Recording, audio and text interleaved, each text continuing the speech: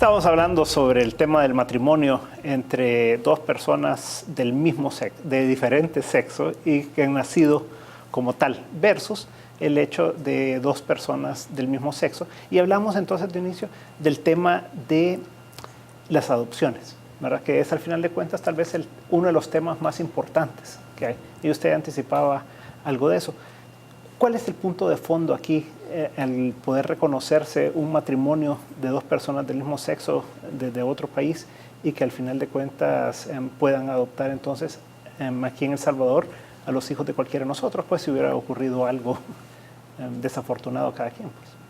Bueno, en esta respuesta no puedo desdoblar mi calidad de padre de la de abogado. Ser padre es una gran alegría. Yo he tenido esa alegría 6 veces y la vivo a diario. Y cuando uno piensa en los hijos como tal no son un derecho de la pareja. Los hijos como tal no vienen por ley, ni puedo hacer un listado de cómo los quiero, de conforme al Código de Familia o cualquier otra ley al respecto. Al final lo que hay son derechos de estos menores. Derechos que yo como padre, que responsablemente los traje al mundo, o que irresponsablemente los traje al mundo, como puede ser el caso de tanto salvadoreño que está sin sus padres, simplemente por una decisión también de ellos mismos, necesitan una protección. Eso es lo relevante cuando vamos a hablar de adopciones, poder entender cuál es la persona a la que estamos protegiendo, quién es el que tiene derechos.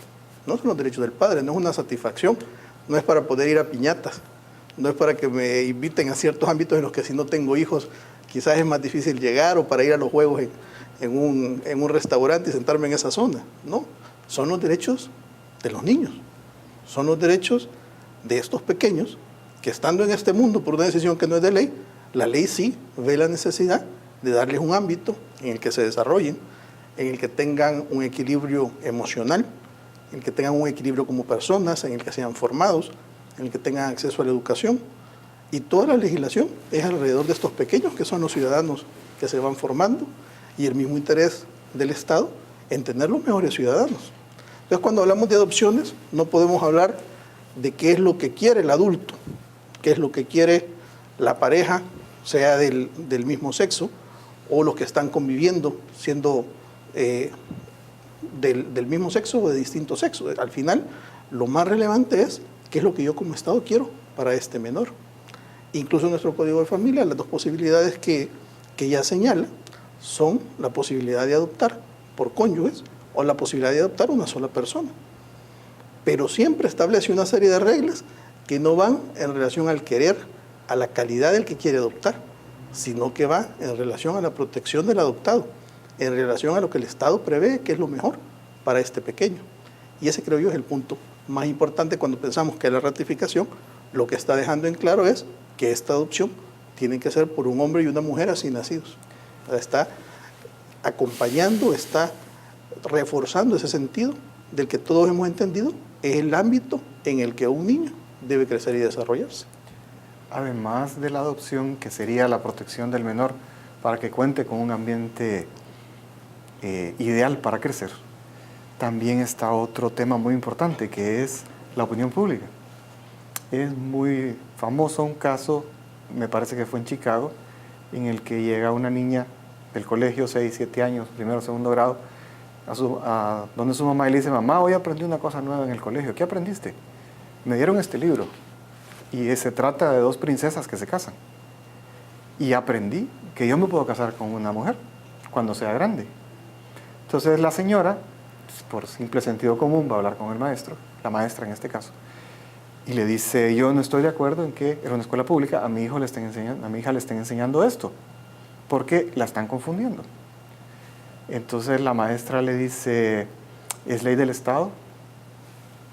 No, usted no, si no está de acuerdo, pásela a educación privada.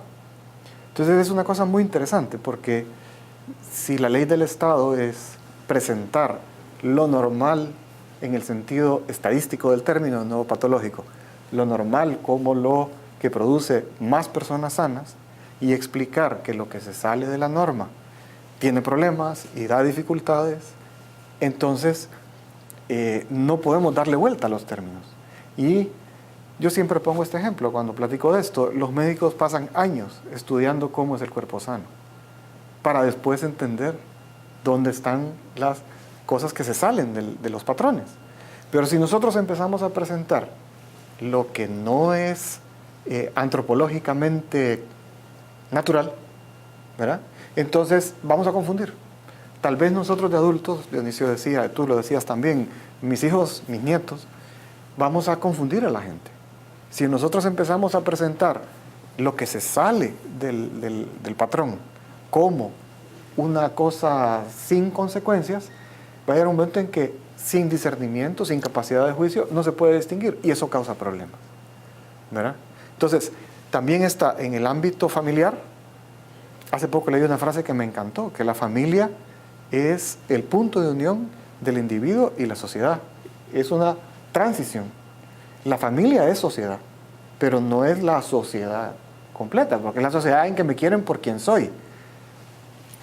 Soy individuo. Entonces, el Estado tiene que tutelar.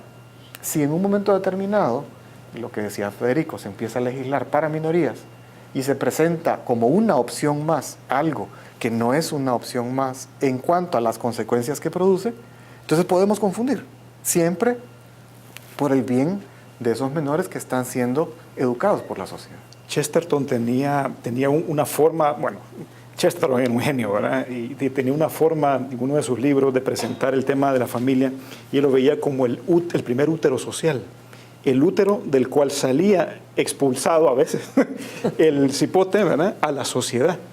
Y su primer concepto de autonomía uno lo aprende en la familia, porque es el único espacio en tu vida donde vas a ser amado de manera incondicional, simple y llanamente porque sos quien sos y porque naciste allí. Después uno puede establecer una gran cantidad de relaciones interpersonales importantes. Uno en el trabajo, por supuesto, puede querer muchísimo a su jefe, pero si uno comienza a portarse mal y a hacer las cosas mal, por mucho que el jefe lo quiera a uno, bye. En la familia eso no ocurre, ¿verdad? Entonces, siendo ese ámbito entonces tan importante, hay un consenso relativamente amplio de especialistas muy multidisciplinario, antropólogos, sociólogos, psiquiatras, psicólogos, psicólogos sociales, donde establecen que en efecto el mejor ámbito para que ese niño o esa niña crezca y se desarrolle de manera integral es el hogar, que está constituido por un padre y una madre de diferente sexo que se llevan bien, que tienen un concepto común hacia el cual se dirigen como equipo, digamos, como familia, como matrimonio. Entonces, en la medida en que establecemos ese ideal, ¿verdad?, es muy bueno que la ley tutele ese ideal, independientemente que convivan en una misma sociedad, como sucede en la nuestra, otros conceptos de familia o de matrimonio. Y de matrimonio no, de familia más bien, o de relaciones afectivas. Entonces, creo que eso es bien importante porque, en efecto, como bien menciona Dionisio, al final es el interés superior del niño. Y esto dado desde 1948 de manera mucho más gráfica por la misma Declaración Universal de Derechos Humanos, ¿verdad?, donde, por cierto, creo que en la cláusula 26 dice, entre otras cosas, que la madre y el niño están sujetos de derechos especiales. La madre y el niño, en ese orden. Entonces, a veces hablamos de cierta parte de la Declaración de Derechos Humanos que nos gusta, ¿verdad?, y nos olvidamos de toda la declaración y todo lo que la Declaración de Derechos Humanos dice con respecto específicamente a los niños. Es el interés superior del niño. Bien lo decía Dionisio, no se trata de que una pareja tenga derecho a tener niños, no, es el derecho del niño a tener una familia. Dionisio, vamos terminando entonces. ¿Qué sigue? O sea, ¿a dónde estamos? ¿Cuál es el estatus en la Asamblea Legislativa? ¿Y qué continúa? ¿Por dónde se puede seguir en esto? Hablando simplemente cronológico, de manera cronológica podemos decir que todavía podría aprobarse la ratificación en lo que le queda a esta Asamblea. O sea, hasta el 30 de abril. Claro. Ahora, ¿será eso posible? ¿No será posible? Fue una minoría de 8 diputados la que impidió la ratificación.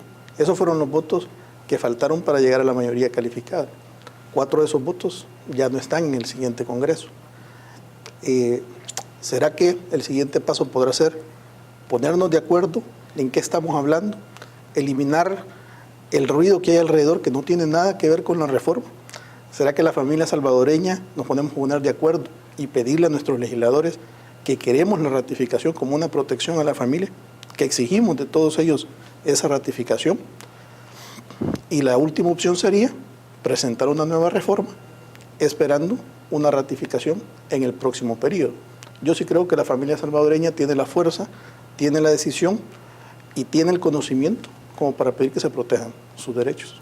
¿Y una nueva reforma sería con 43 diputados? Así es. Sí, se aprobaría aún en esta asamblea con 43 diputados y buscaría una mayoría calificada en la siguiente. Ok. Bueno, pues yo creo que ahí está planteado el tema. Es un tema fundamental para la sociedad. Si queremos mantener nuestra sociedad como es y que vaya mejorando y no que vaya empeorando, creo que este es un tema al que debemos de darle atención y que no es algo de politiquería, ni de populismo, ni de temas electorales, sino que es un tema de fondo de la sociedad. Yo creo que la gran mayoría de salvadoreños queremos esta ratificación y por lo tanto debemos de luchar por ella. O sea, yo creo que hay que ser bien claros y bien abiertos, sin desmeritar, por supuesto, a las otras personas. O sea, esto no es en contra de nadie. Esto es a favor de la familia, ¿verdad? Y creo que todavía hay tiempo que los diputados reaccionen y si no, pues habrá que seguir luchando y ser más firmes y más fuertes en esto porque es algo fundamental, ¿verdad? Así que muchas gracias, sí, Carlos. Sí, solo una idea. Yo pensaba cuando no se ratificó hace unas semanas de que siempre ganancia, porque si el tema está en la conciencia de las personas y está claro, no sé en qué medida llevó a votar por unos o por otros, y si no se ratifica antes del 30 de abril, y si hay una nueva propuesta con 43 diputados, y si luego se sigue, la familia siempre sale ganando, porque mientras se hable de la importancia de este tema, todo es ganancia. Y algún día lo vamos a lograr. Muchas gracias a ustedes. A ustedes muchas gracias por habernos acompañado esta noche y hasta la próxima semana, si el Señor así lo permite. Muy buenas noches.